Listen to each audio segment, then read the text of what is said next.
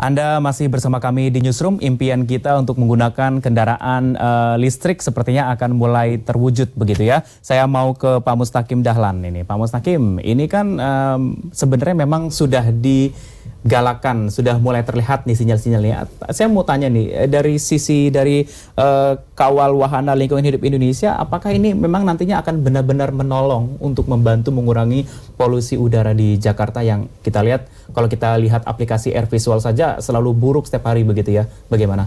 Baik, memang kendaraan bermotor ini kan 60% penyumbang polutan di DKI Jakarta, ya kan? Nah, selain dari industri dan rumah tangga gitu. Nah, untuk ada gagasan atau ide untuk mengganti kendaraan berbahan bakar gas maupun BBM gitu dengan listrik, ini tentu sangat efektif karena mereka sudah tidak mengeluarkan polusi udara kan. Nah, cuma lagi-lagi butuh kerjasama. Saya katakan sering saya katakan di JEK TV ini bahwa masing-masing kita itu menjadi solusi. Jadi baik itu pemerintah, baik itu masyarakat maupun NGO dan semua stakeholder itu memang harus bekerja sama. Nah, kalau memang ada pengadaan kendaraan bermotor, ya paling tidak produsen kendaraannya itu juga harus sudah siap gitu.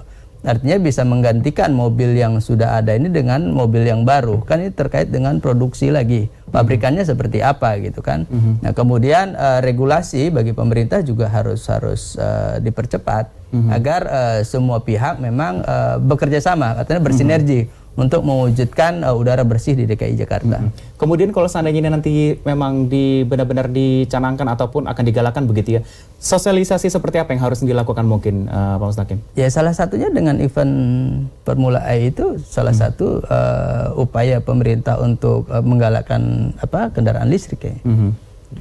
Termasuk media sosial juga mungkin berpengaruh saat ini ya? Dengan sendirinya. Dengan sendirinya ya? Sendirinya. Oke, saya ke Pak Babin. Pak Babin, ini kalau kita berbicara mengenai kurs harga seperti itu ya, karena tidak mudah ketika kita mau mengganti kendaraan yang biasa untuk menjadi kendaraan yang listrik. Semua mau, kita semua pasti mau, tapi ini pasti terkendala dengan biaya. Kira-kira seberapa besar biaya yang harus dikeluarkan untuk membeli kendaraan listrik ini? Baik roda 2 pun roda 4, kisaran seperti apa yang saat ini mungkin sudah ada ya sinyal-sinyal harga lah, seperti apa Pak? Kalau di luar sana, kendaraan yang kelas medium gitu ya, itu 20.000 sampai 30.000 euro sudah dapat, ya kan?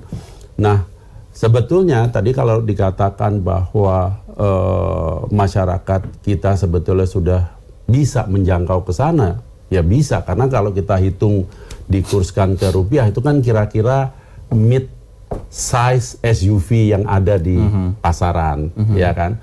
Tetapi ketika mobil listrik tersebut digebuk lagi dengan bea masuk, pajak, berbagai macam pajak, termasuk pajak barang mewah, akhirnya kan mentah. Siapa yang mampu dan mau? Bukan hanya masalah mampu sekarang nih, dan mau gitu kan? Nah, supaya hal itu jangan terjadi dan kita hanya berkutetan dengan wacana-wacana saja gitu ya. Lebih baik coba dari pemerintah pusat misalnya mengambil inisiatif mengawalinya terlebih dahulu, membuat bea masuk pajak barang mewah 0 misalnya. Tadi saya dengar bahwa pemerintah DKI untuk STNK-nya dinolkan gitu kan. Nah, ini kan sesuatu yang positif gitu. Salah satu mendukung begitu ya? Iya, supaya betul-betul kendaraan listrik ini bisa mencapai sasaran gitu kan. Kita bisa menekan polusinya, kita bisa menekan pemakaian bahan bakar minyak lagi gitu ya. Kan kita sudah beralih ke listrik. Dan yang perlu dicatat sebetulnya yang menarik adalah saya dapat bocoran Bluebird yang sudah mendatangkan mobil listrik, itu ada yang cerita bahwa seorang supir itu dalam shiftnya dia sekitar 12 jam itu biasanya harus membeli bensin sekitar 200, paling sedikit 200, bisa sampai lebih dari 300.000 rupiah. Sementara mobil listrik yang uji coba ini, kalau nggak salah ada berapa puluh unit itu, makanya saya dengar Bluebird sudah akan order lagi, itu biaya chargingnya yang hanya 1 jam sudah selesai di pool mereka masing-masing, itu hanya menghabiskan biaya tidak sampai 80.000 rupiah. Oke, berarti kalau seandainya kita men-charge satu kendaraan listrik itu berapa lama sih Pak untuk benar-benar tergantung, maksimal begitu? tergantung ya. Ada yang namanya fast charging, ada yang slow charging, ya kan? Kalau seperti di rumah juga ya, Pak ya? Kalau di rumah kita slow charging, Slow charging, ya. Mungkin butuh 6 sampai 8 Baik. jam. Jadi artinya kita pulang ke rumah bukan hanya ribet ngurusin ngecharge handphone, tapi juga ngecharge mobil gitu. Baik. Tetapi yang fast charging itu bisa 45 sampai 1 jam. 45 menit sampai 1 jam itu udah. Baik, saya ke Pak Mustaqim. Pak Mustaqim, ini kan kita berbicara mengenai listrik ya. Pasti banyak sekali hal-hal yang bisa berakibat terkait dengan ini begitu ya. Salah satunya adalah mungkin tempat charging ataupun apa seperti kita tahu kalau Indonesia ini adalah berada di ring of fire begitu ya, area bencana begitu, apalagi seperti di Jakarta, kemudian juga ada banjir, kemudian juga bencana-bencana yang lainnya begitu. Apakah ini nanti mungkin akan bisa mempengaruhi juga?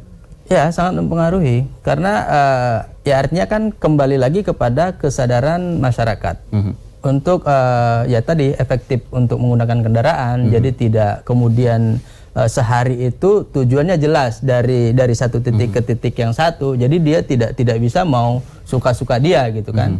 Nah, terkait dengan energi, nah kita kan mendorong bagaimana energi dengan udara bersih. Baik. Kita menolak pembangkit listrik batu bara ya agar udara kita bersih. Nah, tapi kita tahu sampai hari ini itu di sekitaran radius 200 sampai 300 meter dari DKI Jakarta. Baik. Itu banyak PLTU yang menggunakan batu bara gitu. Baik, Pak Bebin, saya mau menanyakan terkait dengan seaman apakah menggunakan kendaraan listrik ini. Seperti saya bilang tadi, kalau misalnya ada banjir begitu ya, ini kan berkaitan dengan listrik begitu ya Pak ya.